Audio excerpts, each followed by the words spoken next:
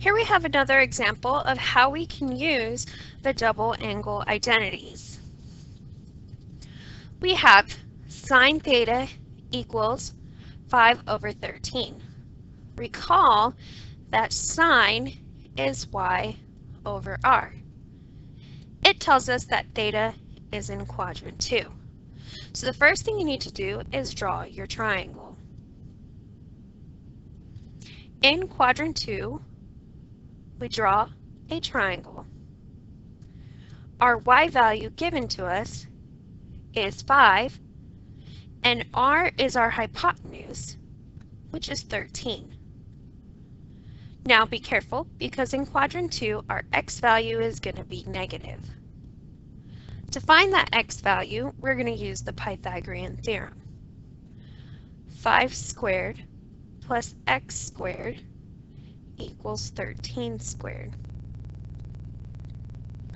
So x squared equals 13 squared minus 5 squared. And we type that into our calculator to get our x value. So we want to take the square root because we want x, not x squared. 13 squared minus 5 squared.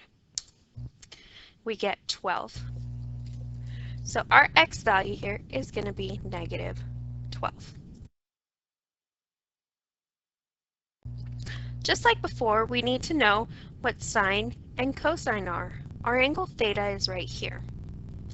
So to find cosine theta, we use x, which is negative 12, over r, 13.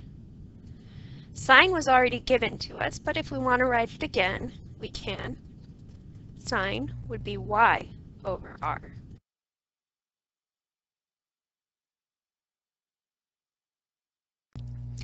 Now we're good to proceed with solving for sine 2 theta and cosine 2 theta. So let's start with sine 2 theta. Sine 2 theta is going to be 2 times sine theta times cosine theta. So 2 sine is 5/13 and cosine is negative 12/13.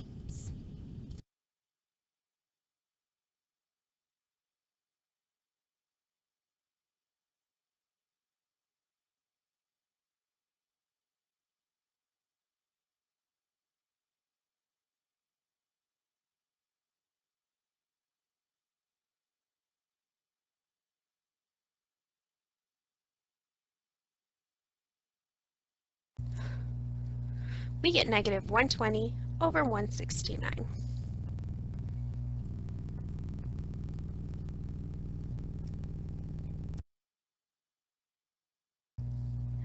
Now let's solve for cosine.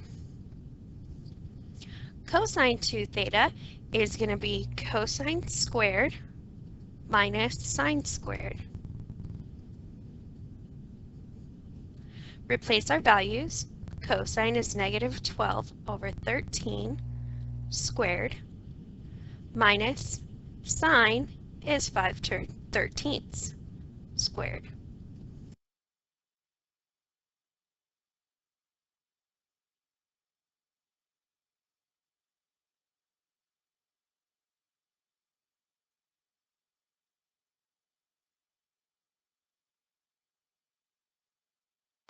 We get 119 over 169.